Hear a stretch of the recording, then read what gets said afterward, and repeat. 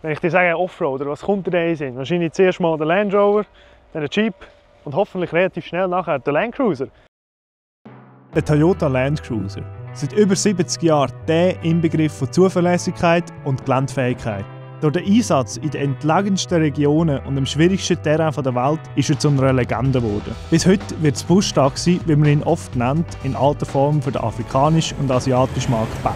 Der Land Cruiser, den es in den letzten Jahren bei uns zu kaufen gegeben hat zwar viel von seiner Geländegängigkeit behalten, hat aber leider seine kantige und markante Form verloren. Jetzt ist damit Schluss. 2024 hat Toyota wieder zu den Wurzeln des Land Cruiser zurückgefunden.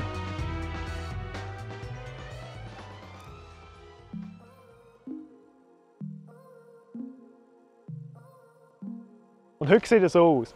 Das ist der neue Land Cruiser. Ich bin der Cyril. Schauen wir mal genau an.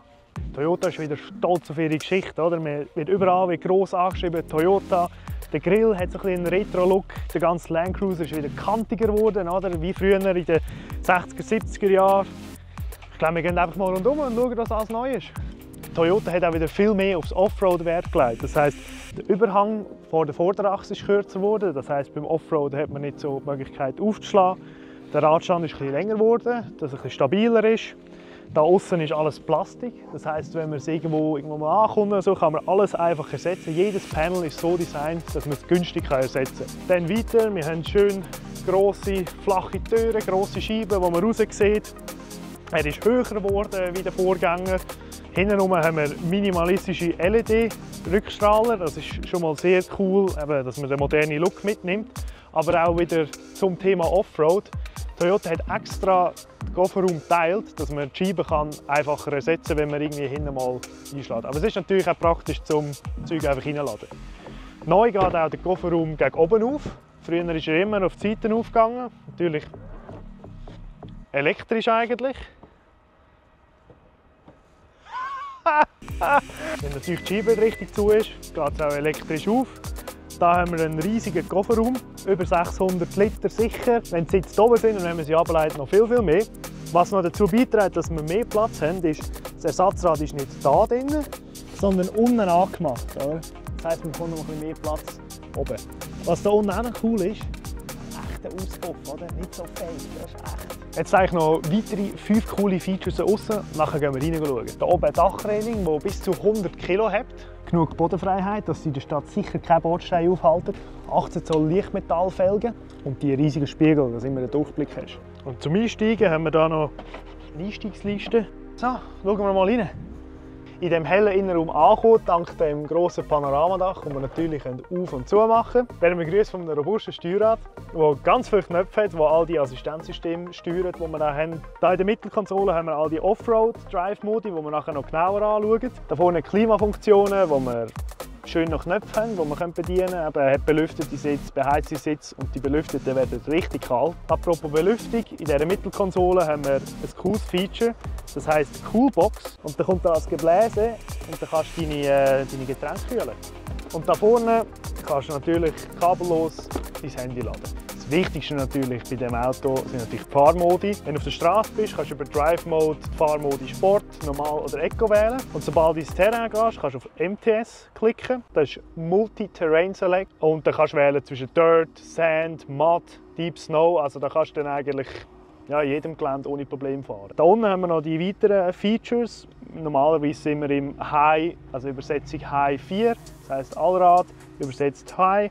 Wenn ich das Push und zurückziehe, dann geht er ins Low, das heisst, er ist tiefer oder kürzer übersetzt. Nachher haben wir hinten die Möglichkeit, hinten das Diff zu sperren und da haben wir noch die Möglichkeit, das Mitteldiff zu sperren. Du hast hier auch einen DAC und Crawl Mode, das heisst Descent Assist Control und Crawl Mode. Das heisst, wenn du steil abfährst oder sogar darauf, dann hilft er dir da enorm weiter und du kannst eigentlich nur noch aufs Steuern dich konzentrieren und er tut die restliche Geschwindigkeit regeln. An Technik fehlt es denen definitiv nicht. Du hast überall Camera-Views, die du einstellen kannst, dass du überall siehst, wo deine Reifen sich befinden. Du hast hier auch die virtuellen Reifen drauf. Zusätzlich HDMI-Anschluss und 3 USB-C da vorne. Zusätzlich haben wir natürlich für den Komfort noch ein bisschen Technik. Ein elektrisch verstellbares Lenkrad, JBL-Lautsprecher und eine Memory-Funktion für den Sitz. Und hinten haben wir noch mehr. Zum Beispiel geheizte Sitze hinten und gekühlte Sitze. So, bevor wir fahren, schauen wir noch den Motor an. Unter dieser schweren Haube, die noch mit Oldschool mit einem Stäbchen oben behalten werden muss, haben wir einen 4-Zylinder Diesel, 2,8 Liter. Das ist genau der gleiche wie der schon im Vorgänger war. Das heisst, Toyota war zufrieden mit dem Motor und hat gesagt, wir verbauen ihn nochmal. Später sollte noch eine Hybridversion kommen, bis jetzt ist es aber ein Diesel. So, wie ist es so auf der Straße? Wir sind der Land Cruiser, der natürlich nur auf Straßen am Fahren.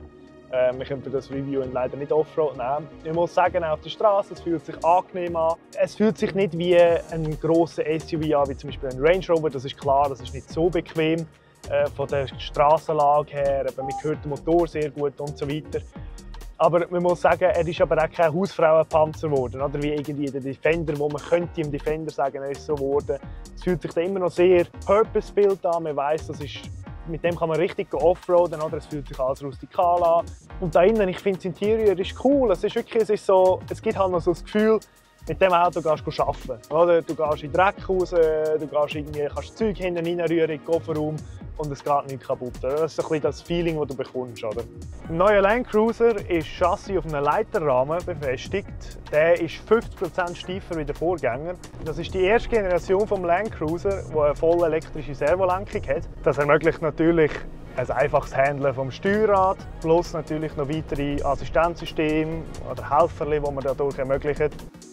Hier im Innenraum haben wir zudem noch den elektrischen Spiegel. Das heisst, wenn ich da wie abblenden normal, kommt der elektrische Spiegel führen. Der Use Case ist wahrscheinlich, wenn es hinten irgendwie die Scheibe dreckig ist oder es dunkel ist, kann ich mir vorstellen, dass die Kamera fast noch besser ist, oder? Also, der neue Land Cruiser. Ich würde ihn wahrscheinlich als Grossenkel vom originalen Land Cruiser betiteln.